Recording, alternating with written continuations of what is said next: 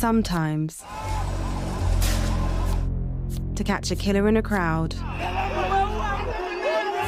all it takes is one little click.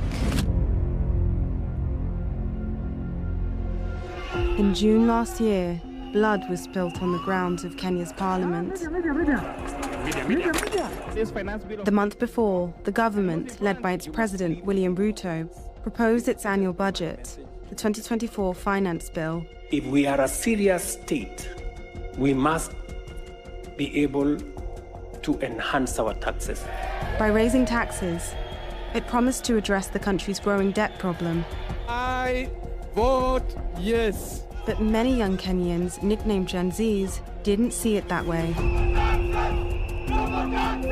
Our members of parliament, the president, they are not listening to us at all. People just had enough of everything. That is where it all began. On June 25th, everything changed. More than 100,000 Kenyans hit the streets of Nairobi. Their aim? Occupy the parliament. They were going there as owners of the house. It's a people's assembly, belongs to the people. At first, security forces held them back with tear gas and truncheons. But as the day went on, tactics changed. Every single time we went to the streets, we even had our hands up saying, we are peaceful, we are peaceful. But they still gun people down.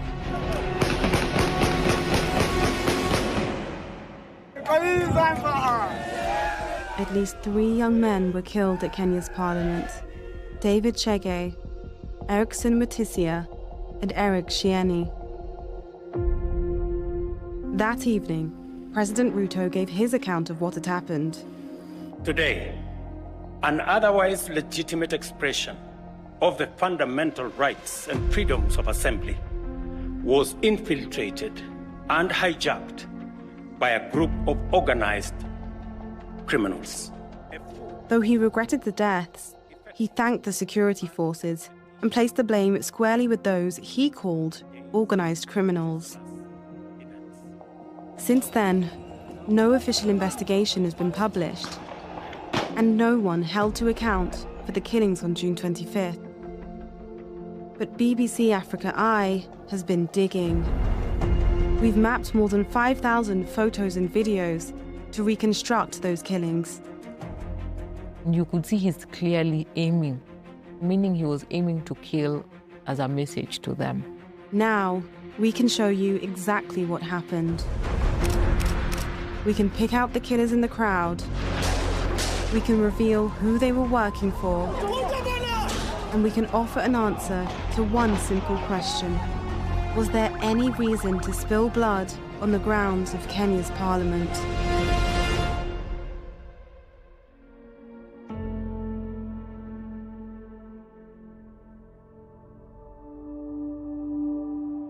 When I came into office, I told everybody, tighten up your belts.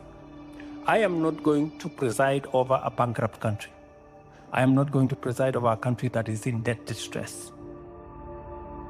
In 2024, the government produces another finance bill. Taxing basic commodities, so people couldn't afford them anymore. Over the past decade, our tax revenue as a share of GDP has remained stagnant. This stagnation is a cause for concern. It's already really hard for everyone as it is, and the taxes are going to make life much harder for all of us. The whole principle is that you must live within your means. We have billions of Kenya shillings lost in corruption every single day, and no one is held to account. The differences between how the common citizen is living and how the political class is living is... People are just pained, and our members of parliament, the president, they are not listening to us at all. This committee did indeed listen to the people of Kenya. From the VAT that was proposed on bread, to the border sector, to the eco levies on diapers, on sanitary towels. There was anger that was expressed yesterday on the streets. And we start this hour in Kenya, where the security forces have clashed with hundreds of protesters opposed to tax hikes put forward by the government.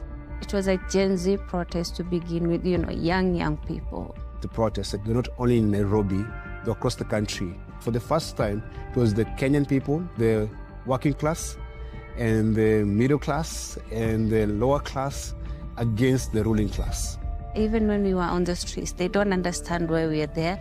We did the first protest on the June 18th arrest, June 20th arrest, and then we said on the 25th, we are coming back to occupy Parliament. The atmosphere was extremely tense, but no one really anticipated what would have happened on 25th. Honorable members, we have quorum to transact business. June 25th,